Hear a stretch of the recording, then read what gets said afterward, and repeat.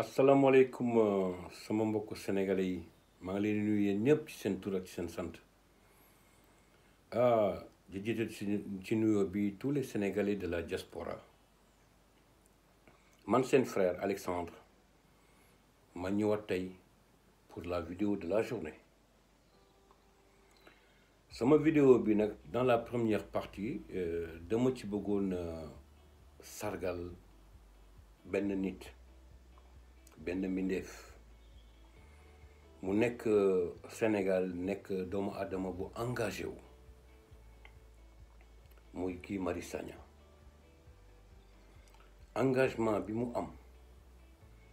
détermination bi mu am li nga xam ne tey wane na ko ñi ñi xam nañu ne tey moom Sénégal rek moo ko ñor ñi ñi xam nañ ne Guy Marius Sagna di askan bi di dund mu nekk ci métti rek moo ko ñor Sénégal xam nañ ne tey Guy Marius Sagna li nga xam ne jeunesse bi ñu ngi koy dund mu nekk ci métti rek moo ko ñor te nag au-delà de ça yemul Sénégal moom il se bat non seulement pour le Sénégal mais mieux encore pour l'Afrique je dis pour l'Afrique parce que ne jàpp ne tey toll nañ foo xam ne dafa jot après 60 ans d'indépendance ñu toog mbuumu njaam bi te tey li ñuy dund occidentaux yi dañu ko teg ci ay métit di jël suñuy ressources di salfaañe lépp li nga xam ne mooy ak suñu yelleef sous la complicité de nos gouvernants qui ne voient pas plus loin que le bout de leur nez moom loolu mu ngi ciy taxaw kon nag ma jàpp ne yoon la peuple sénégalais peuple africain ñu sargal ko gi nag ñun suñu wàllu bopp ñun ñi nga xam ne ñi ngi ci diaspora bi ànd ak yow ci projet de société bi nga xam ne yow doo jóg di ci dox doo jóg di ci xeex leen rek lañ lay xelal fi nga topp foofu lay moom mooy metti bësal ba mu jeex man daal ci gàttal loolu rek laa la mënoon wax te nag quelle que soit la situation duñu taxaw mukk ne la ñu ngi ci gannaaw ci kanam rek la ñuy taxaw su fekkee ne tey dañuy wax député du peuple yaa ci jiitu te nag je l'ai dit l'autre jour comme dañoo am Sénégal au niveau de l'Assemblée nationale des députés de majorité présidentielle mécanique ñooñu nekk nit ñoo xam ne ils ne sont là qu'à la disposition d'un empereur bi nga xam ne moom yaakaar na ne dafa war a buur ak bumi sous la complicité d'un gouvernement incompétent de classe exceptionnelle je dis de classe exceptionnelle kon nag tey nous avons changé les donnes nous sommes devenus nous de la diaspora vous êtes devenus vous les activistes au Sénégal les députés du peuple li nga xam ne yaa ko moom da nga koy xeex suñ la ko bañul jox nga suñ la ko bëggul jox nga foqati ko man loolu laa gëm ci loolu laay dox pour terminer nag ci loolu may wax gàcce ngalaama gi le peuple sénégalais est avec toi le peuple sénégalais est avec toi tey nag sur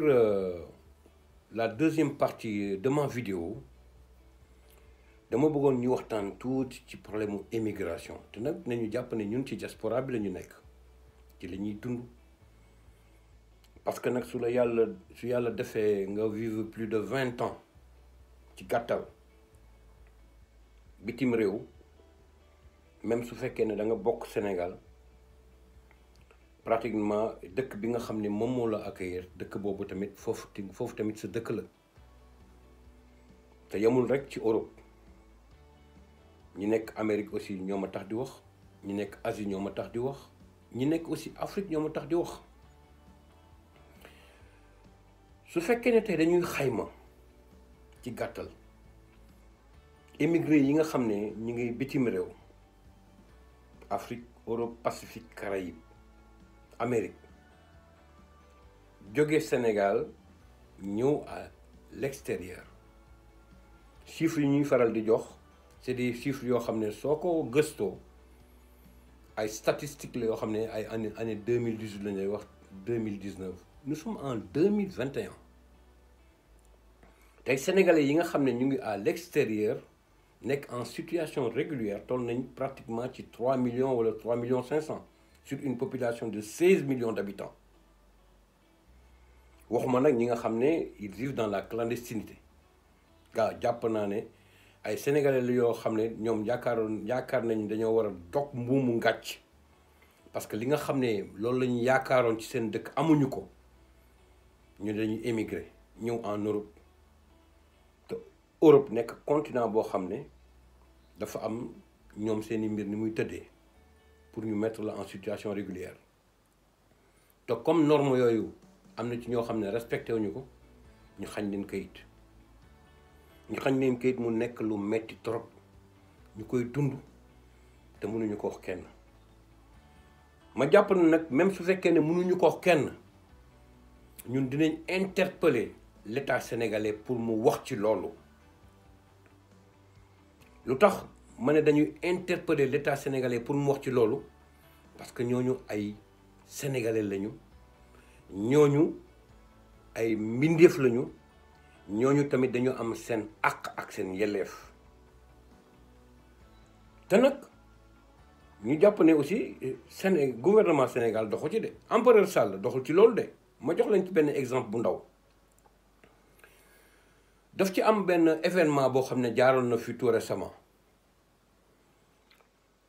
jàppoon ne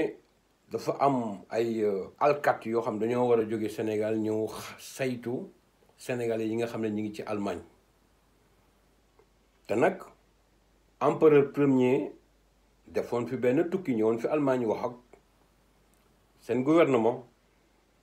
ki nga xam ne moo représenté gouvernement allemand boobu dem Sénégal waxtaan nag moom ba mu xamoon ko ne ko les Sénégalais n'ont pas de problème Sénégal amul guerre civile gaa amul guerre civile macha allah alhamdulilah dañu sant yàlla ci loolu ñoom ci seen biir ñu signé ay accords yoo xam ne kenn mësuñu wax ko accords yooyu nu mu demee te nag tey ñu jot un document bu ñu wan ne état allemand ñooñu ñu yónni woon xayma nañu ne am na 171 sénégalais yoo xam ne dañu nekk ci ay situation irrégulière mais ci biir 171 yooyu am nañ ci 97 yoo xam ne jàpp nañ ne ay sénégalais dañ leen war a delloo loolu nag xewoon fi ñu waxoon ci rek mu jàll comme ñun dañu nekk dëkk boo xam ne duñu dund lu dul ci sensationnel fàtte nañ ko mais encore une fois may interpeller sénégalais ne leen loolu am na fi te ñoom décidé nañ ñeen ñooñu dañ leen di delluwaat te nag ma jàpp ne loolu lu metti la parce que man yaakaaroon naa ne nguur gii tey muy nguuru empereur Sall waroon nañ toll ci dimension boobu waroon nañ am matukaay boo xam ne waroon nañ ñoom seen wàllu bopp wax ak gouvernement allemand xamal leen li xew ak lu mu bon ñu régulariser leen peut-être suñu xayma bay xayma tey fii en Allemagne Sénégalais yi fi nekk su fekkee ne référé wu nañ ci chiffres yi est-ce que sax egg nañ 6 000 wala 10 000 Sénégalais bariwuñu nous ne sommes pas nombreux contrairement à la France à l'Espagne et à l'Italie donc ma jàpp ne ñoom waroon nañ ci dox yeneen jéego mbir mi nag tey noonu la demee te nag comme nous sommes encore une fois les députés du peuple ñu ñoo remplacer comme ni ma koy waxee tous les jours cette majorité mécanique de Macky Bour Sall ñu ñooy génn di wax di dénoncer problème yooyu ma bëggoon interpeller directement le ministre des Affaires étrangères chargé du Sénégal de l'extérieur mu génn leeral mbir moomu parce que nag les Sénégalais ont besoin de savoir les Sénégalais ont besoin d'être édifiés mu am aussi loo xam ne bëggoon naa ko wax ñëwoon naa fi une fois je n'ai pas eu de réponse je suis obligé encore une fois de revenir là-dessus mais c'est parce que c'est quelque chose qui me tient à cœur et en dehors du fait que dafa nekk loo xam ne ça me tient à cœur dama bëgg aussi ñi nga xam ne tey ñoo ŋànk nguur gi mu nekk une association d'incompétents organisés ñi génn wax ci benn dama interpellé woon le ministre des affaires étrangères et des Sénégalais de l'extérieur bi nga xam ne tey position bi mu jël ñëpp gis nañ ko parce que parcours am ñi gis nañ ko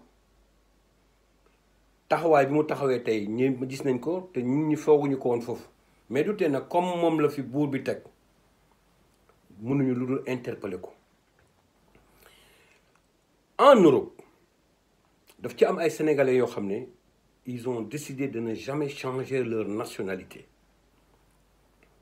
am na ci gaa dëkk européens yoo xam ne ils offrent la possibilité aux Sénégalais d'avoir une double nationalité mais am na ci dëkk yoo xam ne soo fa nekkee tu ne peux pas le faire il faut renoncer à ta nationalité sénégalaise pour avoir droit à la nationalité de ce pays ma citer le cas de l'Allemagne am na ñoo xam ne dara jarul leen loolu ils préfèrent yore seen carte de séjour illimitée Allemagne di ko wooyee ëmb fursu ci gàttal ma bëggoon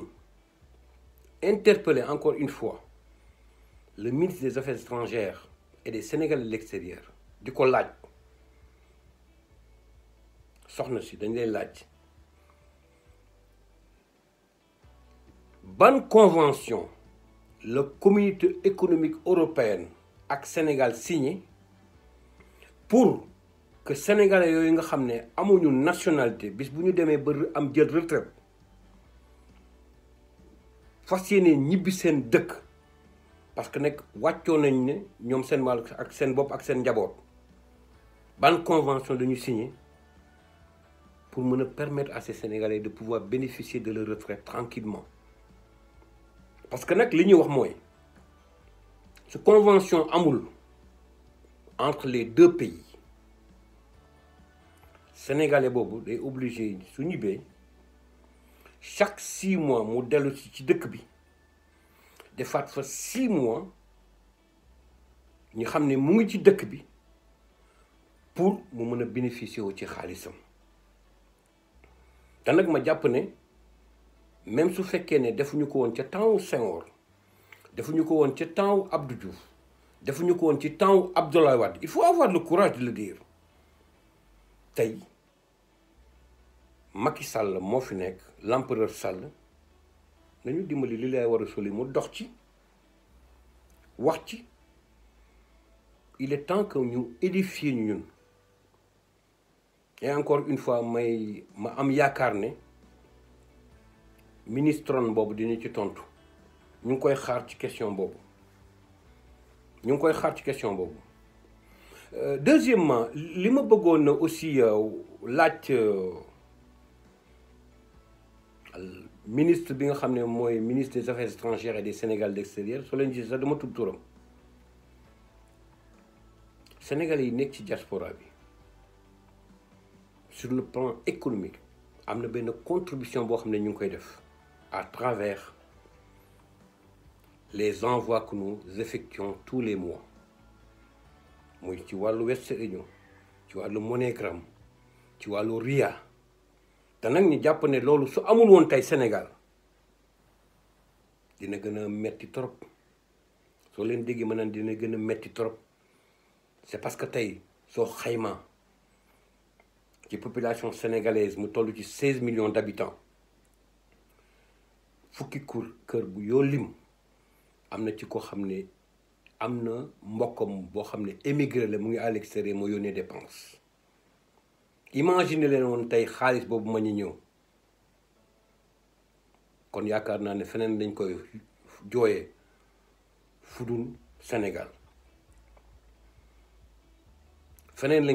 fudul Sénégal loolu nga xam ne dañ koy def mu nekk ay envoi